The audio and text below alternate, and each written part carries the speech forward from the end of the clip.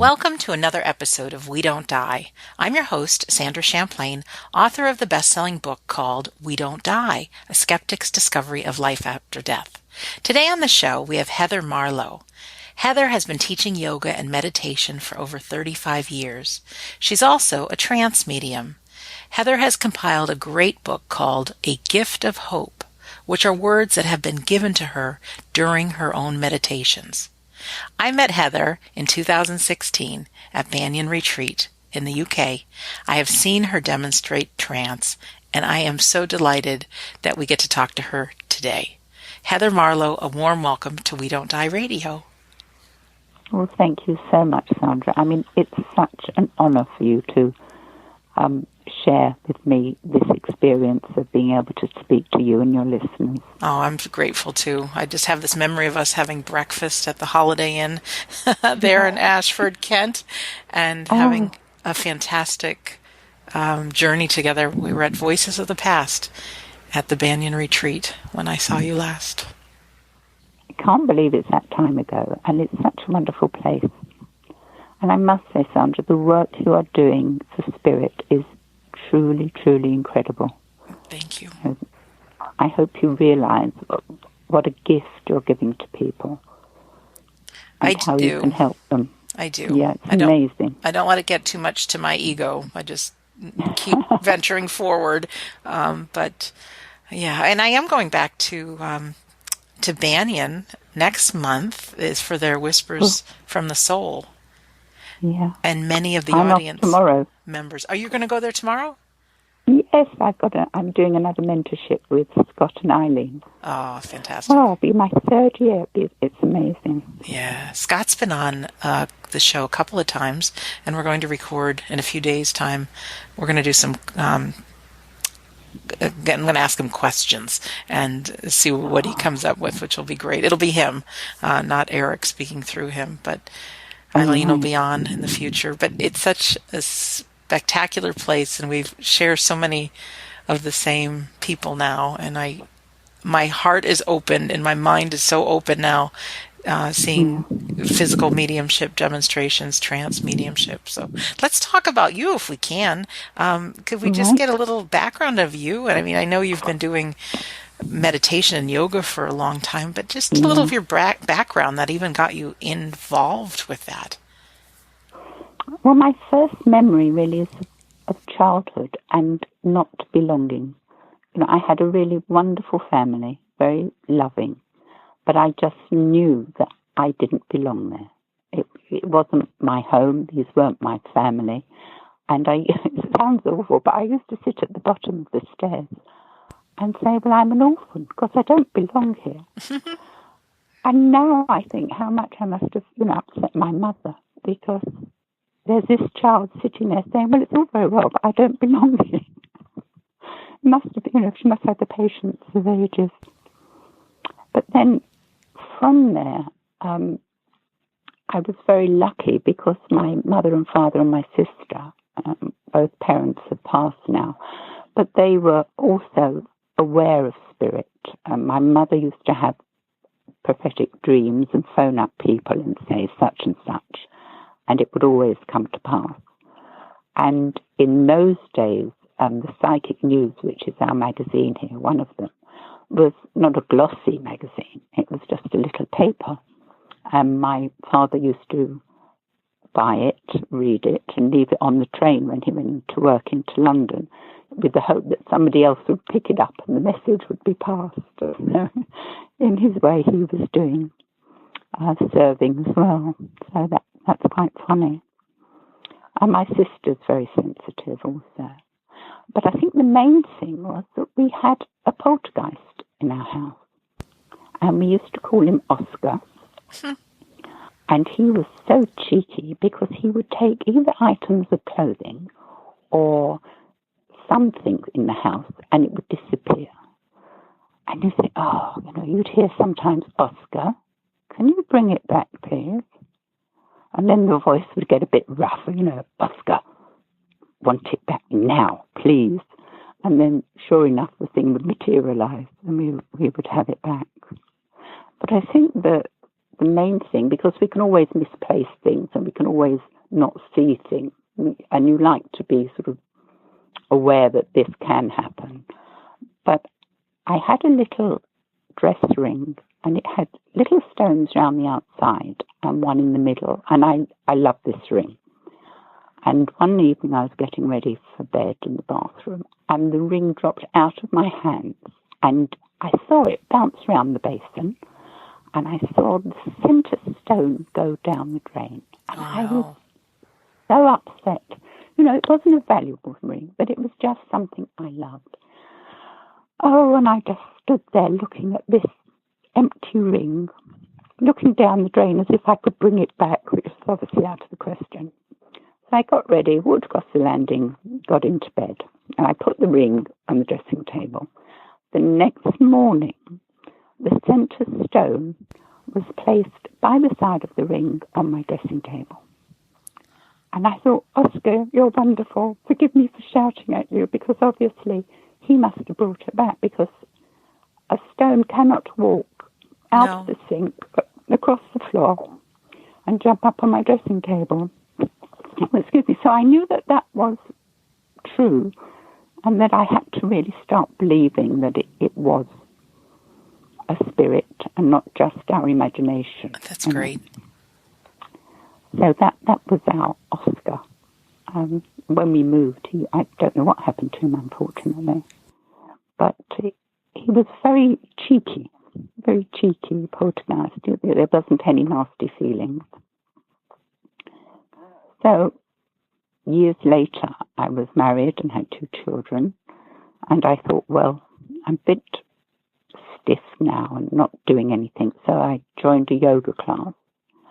And from there, I was asked if I wanted to become a teacher, which I did. I trained. And one of the other ladies in the group phoned me and said, would you like to join a healing circle? Which I did. I didn't really know much about it. But the lady who ran the healing circle, and she's since become a very dear friend, went to see Ursula Roberts.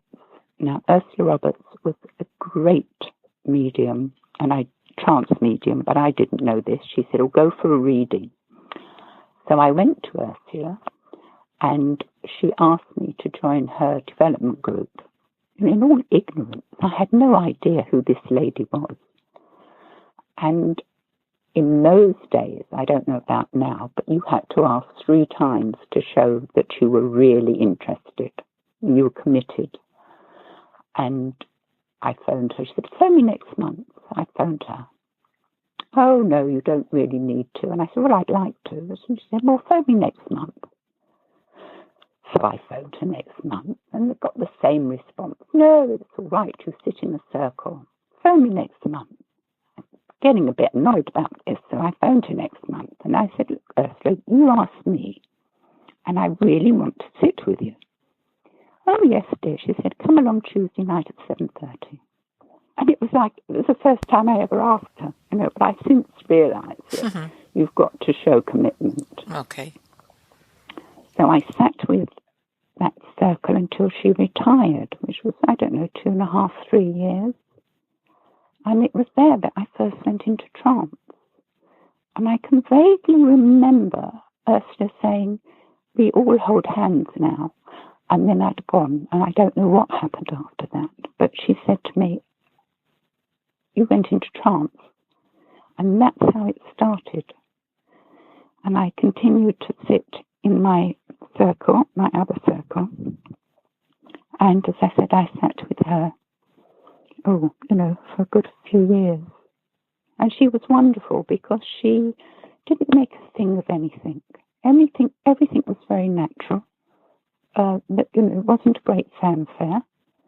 And so you just took it for granted that, no one was special, no one was better than anybody else. We all took turns in doing things. And that was my training, really. Wow. When you went into...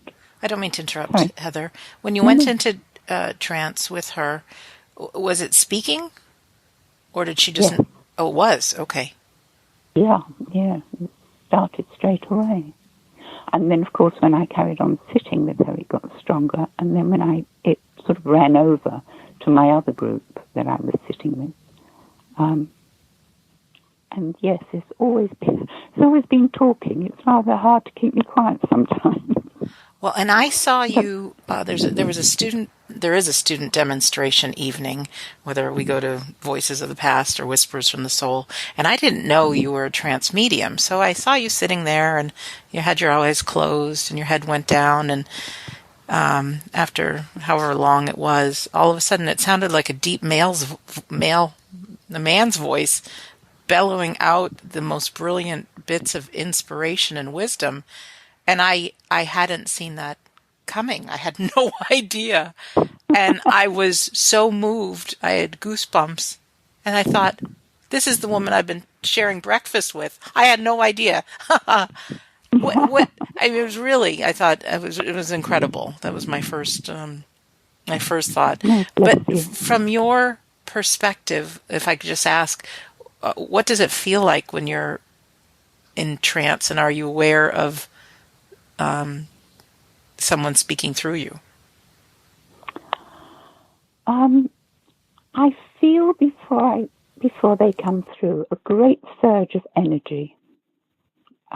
Sometimes it makes me jump, but then I have a feeling, it's very hard to describe, but I can feel spirit around me. And then I just give myself to them. It's almost like leaning back in a comfortable chair. And then they gently come through. Sometimes it's gentle. Sometimes, as you heard with that voice, he can talk very powerfully through me. And I know they're speaking most of the time. Sometimes I don't, but most of the time I do. But if you ask me what they were saying, I really couldn't tell you. When I come out of it, I have no idea what was said. So it's really about just trusting, I think. That's the main thing, and giving yourself. Yeah, it's just incredible. Since you and I have seen each other, I spent a week at Arthur Findlay College taking a trance course, and lo and behold, that happened to me over and over. And I thought, oh, okay. And same experience. I felt like I was kind of in another room. Yeah. But I was also aware that there were words coming out of my mouth, and I wasn't creating them. So yes, exactly. I'm excited to do more and practice more and sit more and things to just see how it develops. But back to your story. Oh, where does it go after, being with Ursula Roberts? It went to, there was years in space in between because of the family, but I always have sat in the mornings on my own in my bedroom. There's not a great place or anything. It's just sitting on the side of my bed and praying and sitting. And people say, well, how would you start? And I would say with the prayer and sit. And it develops. If your intention is for service, then it develops. But I met a lady who is a medium, and she said, oh, you should go to the Arthur Findlay College. And I went there for a week, and I heard of Scott's name, Scott Milligan. And I thought, well, where is he now? And I found the wonderful Banyan retreat. And that's it. The rest is history, as they say. That's how it's all sort of developed.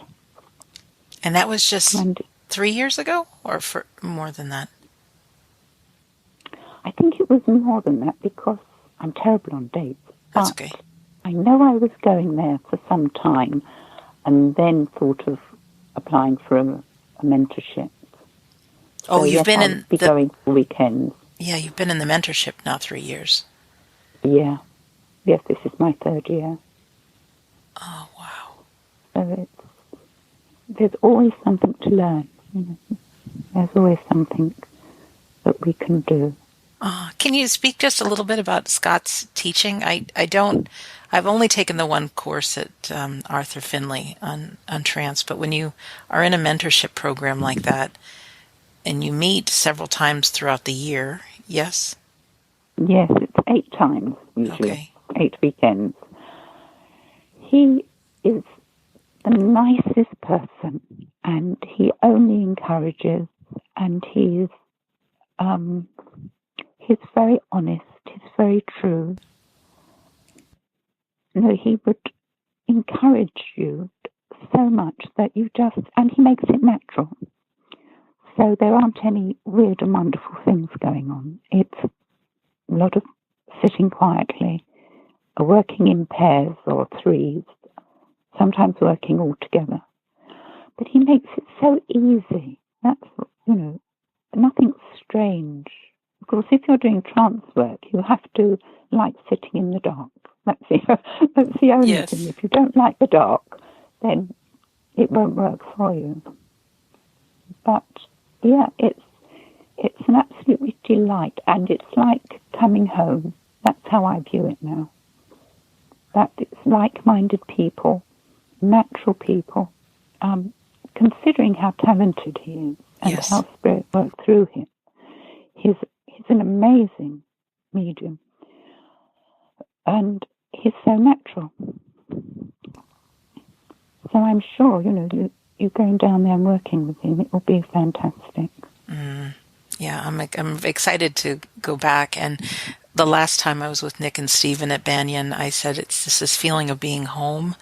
And Yeah. I had so much love in my heart that I really had to pay attention to it because I never felt that much love inside of me.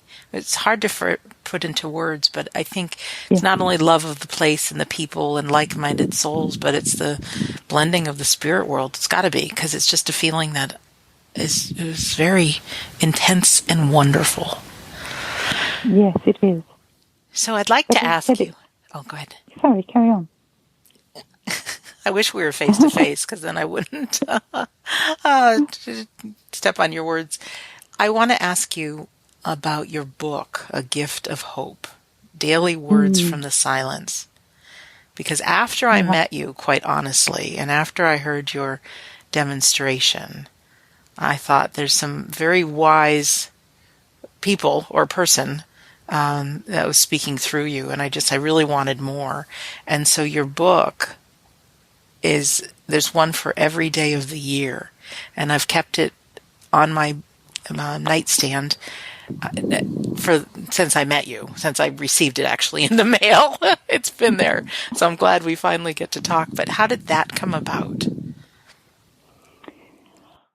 It's about 16 or 17 years of them talking through me and having it recorded and just writing it out in an exercise book, actually.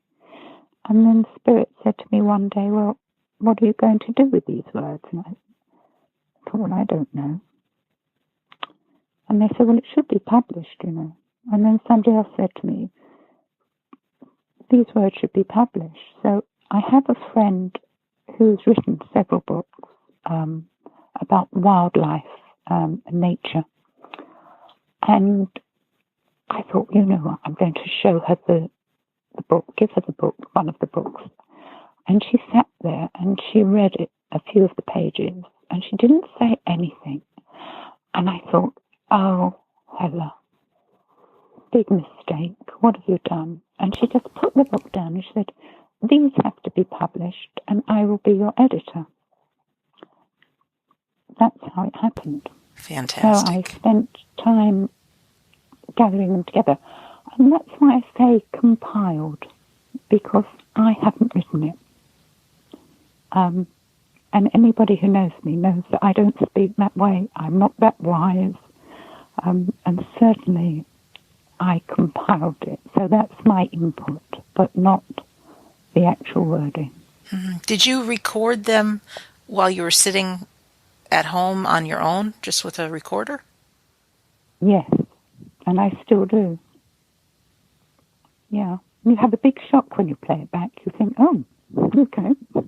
Well, I want to ask you that too, because hearing your voice now and then hearing the trance speaking, it completely two different individuals and you may have more that speak through you, I don't know, but it was really a loud, deep-voiced man's voice. And Yes. what was your experience when you first heard a recording and thought, that's coming out of my mouth? It was a bit of a shock because you don't know how you sound normally when you're talking. But I didn't think I sounded like that. And I knew that the energy that came through me was a very strong energy. But I was still very, very surprised. And since then, there have been so many other voices, male and female, different cultures. It's rather like the light goes on, and whoever wants to say something comes in. It's quite, it could be quite amusing sometimes because you never know who you're going to hear when you press the playback button. But they're always interesting. They always have something to say. Mm-hmm. And I said from the silence because I feel, I don't know if you're interested in this, but I feel that the silence is where we all come from. And the silence is not nothing, but no-thingness. And that no-thingness holds love and blessings, and it has the potential of everything. Love there to me is tangible. And if I liken it to, the painting of Michelangelo with Adam and God, and it's that space between the fingers that literally holds the potential of everything. Or if you would prefer, the conductor, when he raises the baton, in that split second, the whole of the piece that's going to be played is there. Before the first note, there's that pause, that space. And that, to me, is where all comes from. If it makes sense. It makes perfect sense, even just thinking of the painting and the two fingers coming together. Mm. Yeah. Would you have any recommendation for someone who wants to start sitting? There's my audience members, I believe, come from all walks of life and all different areas of spiritual training or none. Very often we get someone listening for the first time who's grieving the loss of a loved one, and this is all new. And obviously for me it was all new once, as I was the skeptic on my discovery of life after death. So I do believe that learning to meditate and sit in the silence, the no-thingness, is something we can all do, and it can only enrich our experience here on Earth. Yeah. So could you talk a little bit about how we can maybe begin to develop? That's a fair question to ask. Yeah, sure. I think the main thing is intention, but beyond that, prayer. I think the first thing is prayer. So you give your intention to whoever you deem to be God, universal energy, whoever you deem is the creator of all worlds, and to say that you would like to develop, to be able to help others as well as yourself. And then either sit quietly. There's so many different ways you can learn to meditate, but find a space in your home. It doesn't have to be a special room. As I said, I've been sitting on the side of my bed for years, literally years.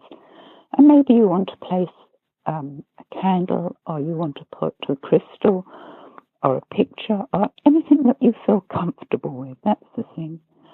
And then put out your prayer of intention.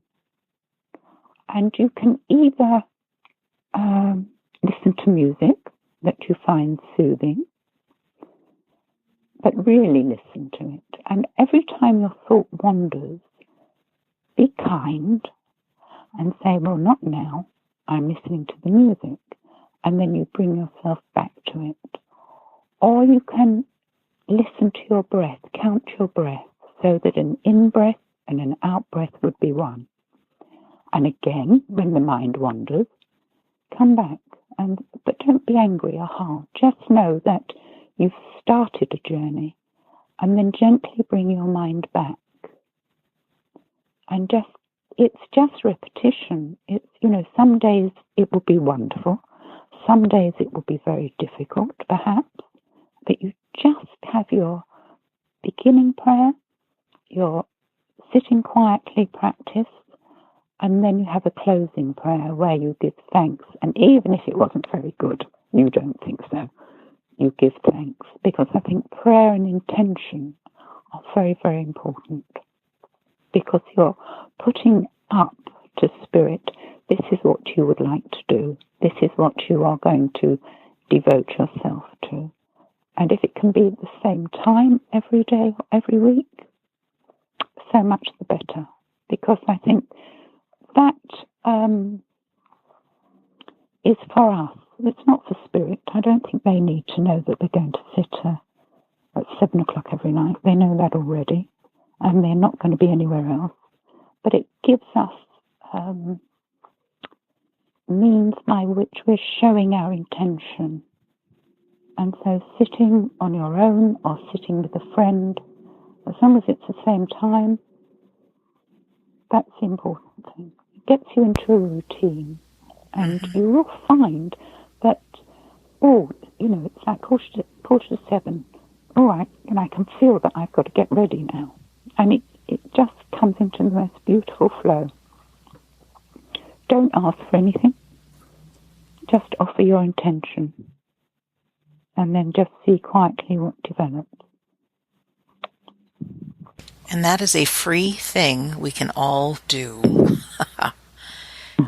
Yes, it's perfect. It's so simple. I know people make it hard. But for me, that's how I've started, just on my own, just sitting there, and just allow things to develop. And if you feel that you want to say something, have one of these little recorders. And maybe after nothing's happened, you've come back, you can say how you felt, and then you can make a note of it. Mm-hmm. So that eventually you can look back and, that's how I started. Great advice. And how long do you sit, or how long would you recommend someone? I know for myself, it's taken some time, because in the very beginning I got frustrated really fast because my mind just never stopped talking to me. Yeah. How long do you sit? Me? It depends, but I think if it's during the day and I can carve out, I wish I could say I have a practice daily. I usually do before I go to bed. And then sometimes I just gently fall off to sleep. But if it's during the day, it might be 20 minutes or half an hour. Yeah. That's perfect. Okay. Absolutely perfect. Certainly in the beginning, I wouldn't look for longer than that. No. And just sit until it feels right to come out. Don't sort of think that you're going to sit there for hours. Maybe you will, maybe you won't. But I suppose it's really about 20 minutes, half an hour in the morning, and then a closing prayer at night. So I would pray before and pray after I've sat and give my thanks, and then say a prayer in the evening also. I'm so glad What I do now, sorry. No, you go, because I have written down what I'm going to ask next. So what I do now is, as my feet touch the floor, I put my arms up in the air, I look up and I say, thank you for a wonderful day, before it's even begun. And I feel that sets the mood for the day. I would say definitely. And it's interesting because I've also heard to give gratitude for something as if it's actually happened. And that's a great on-the-court demonstration of that. because we can easily get out of bed in the morning and want to hit the snooze button and just not be excited. But to make that declaration when your feet hit the floor, Yeah. that's great. Start up running. Yeah. I Heather, mean, you're not asking for anything. No. So you're just being grateful for the Yes. day. Yes. And gratitude is a mighty force. And I think we've talked about this often on the show. Sometimes when we're in a negative frame of mind or whatever that may be, take out a pen and paper or just think quietly to yourself and look around and the things you're grateful for. And it can really shift your life, your day, your moment. I think the two main things that the words that I've been given, really the important things, there's two words, are love and blessings. And I think in that book, every single page has got the word love at least once. And it always ends with a blessing. Each page offers a blessing. And it's so important. And it's not anything that we need to do with great fanfare. You know, sometimes I'm driving along and somebody cuts me up the road and I think, oh, you know. And then I say, but bless you. And so by sending out silent blessings to people, not only do you hope they feel better, but certainly you will. It just changes your whole attitude. It's really great. I've had a lady who came to see me who couldn't bear people, which is a bit unfortunate. And she would travel to work on the train, and she hated all the people in there, and she felt claustrophobic, and she couldn't bear it, and she didn't get on with the people at work either. And I listened, and I said, okay, what can we say and ask for help? And they said, blessings. So I said, I'd like you to practice something for me. I said, when you get in the train, look round, and you don't have to go to each individual, but send out a blessing to all these people. I said, likewise at work. You're going to work and just send a blessing round the office. And over time, I can't say it happened instantly, but she enjoyed her work. She made friends. As her attitude changed, as her vibration changed, people changed towards her. And traveling was a blessing because she thought she was doing something helpful to people. When you say she came to you, do you work with clients teaching this? Or was it just somebody who came to you? I am a hypnotherapist as well, so people refer them to me. But I also, through Eileen Davis, have started getting readings, sittings, and that's very interesting. And I'm very, very grateful and honoured that Spirit should work that way through me. So as an evidential medium, is that what you're saying? Yeah. Yes, people come. I don't know who they are. I only have a first name. And as they sit down, the spirits who want to talk to them will make themselves known to me. And then I just say what they've given me to say. Half the time, I have no idea what I'm talking about, if not 3/4 of the time. but the sitter understands what I'm saying, which is amazing, you know, because I really don't know. I've never met these people before. And yet they sit there. Sometimes they cry because we've touched on a subject that's dear to their heart, or they're having trouble with. And Spirit works in so many different ways that, you know, we really do. Well, I personally know nothing at all. And it's all down to Spirit. Do you do any telephone readings or just on face-to-face? I haven't yet. But, I did once. Yes, I have done it once for somebody. But as it will come, then whatever Spirit wants me to do, you know, Sandra, I'll do it.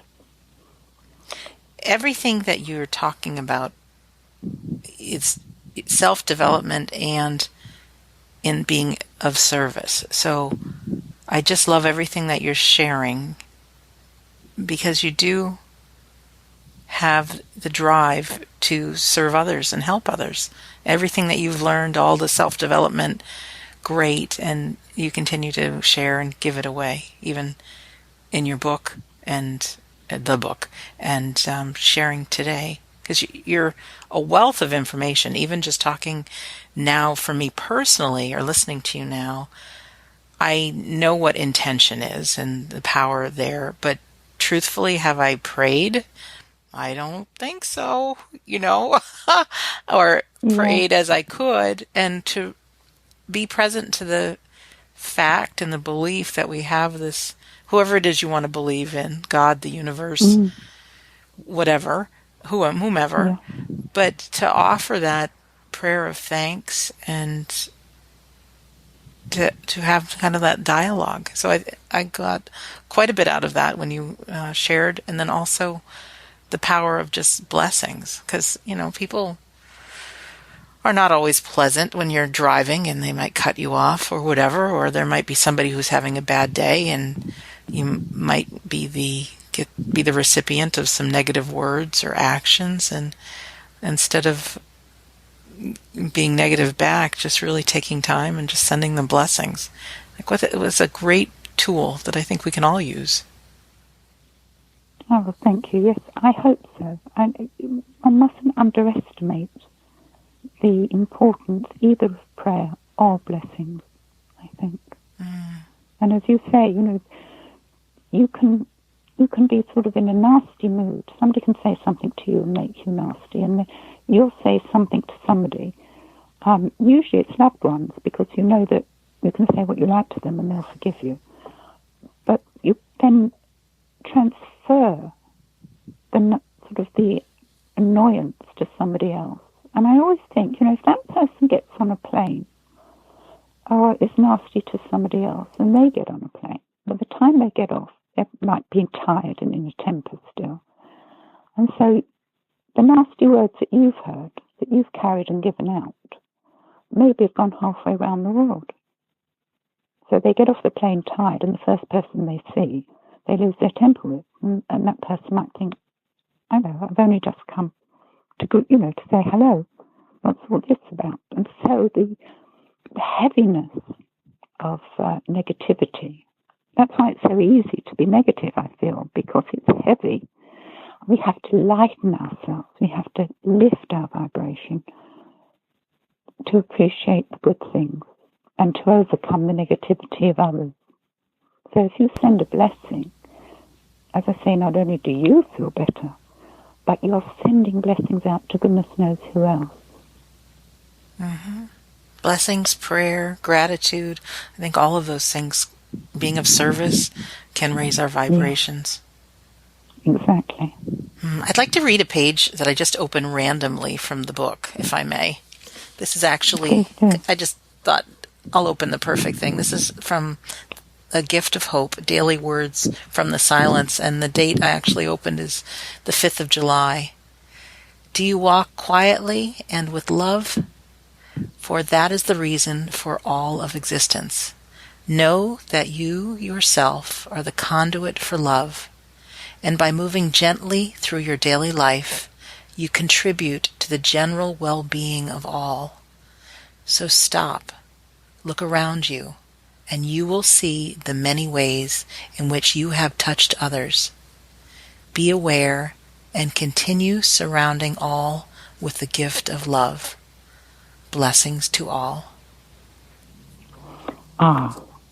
Perfect for what we're talking about. Yes. Open to random. But there's one for every day of the year, and they're short and they're inspiring. And I think, like you said, I haven't checked to make sure the word love is on all pages, but I think you might be right. And blessings, blessings blessings as well.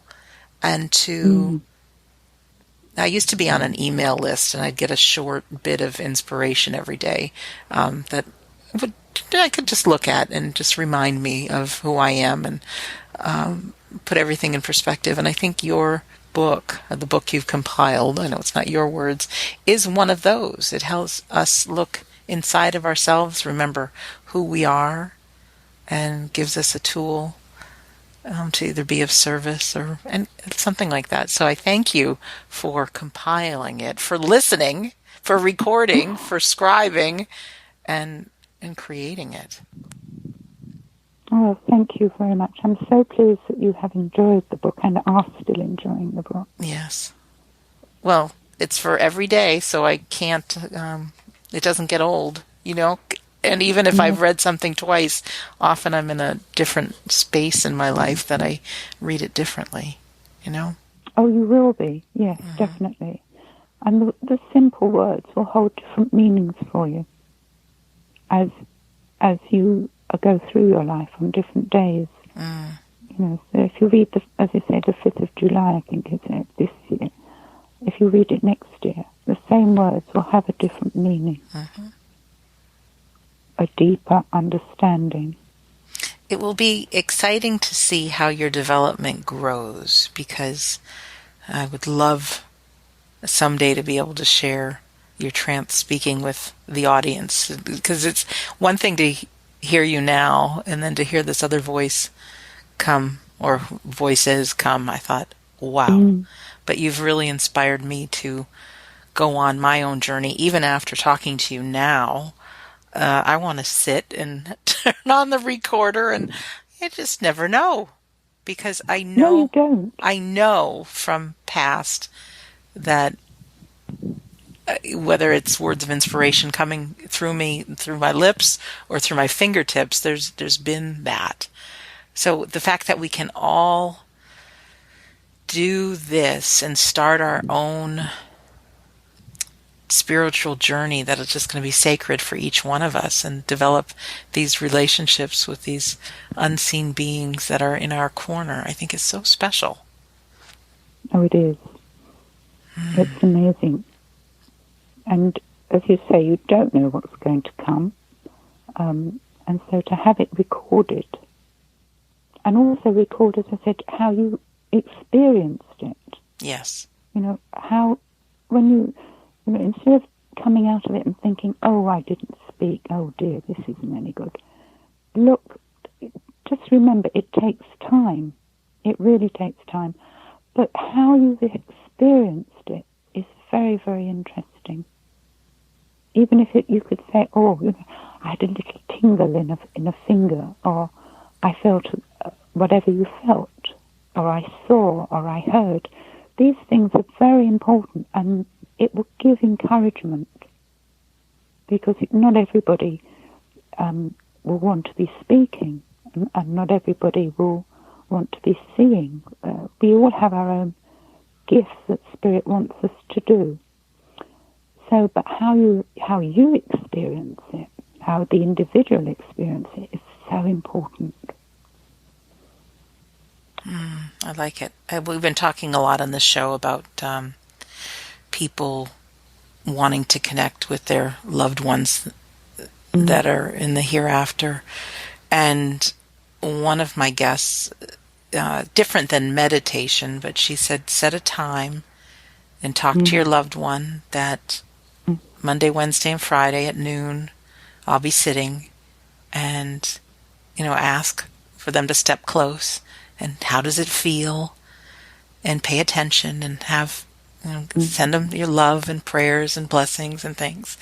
And this is just another, they're just different tools, but I can so see how keeping track and writing down and paying attention to how we feel makes such a difference.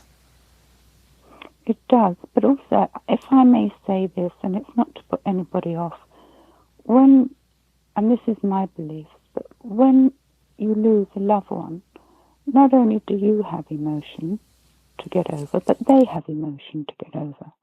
So even if you sit for a month and you don't feel anything, the important thing is to keep going, because you have to go through that emotion of grief, of sadness, maybe of annoyance, however you want to go through, however you need to go through these emotions, and they have to have their understanding as well, and they have to come through their emotion.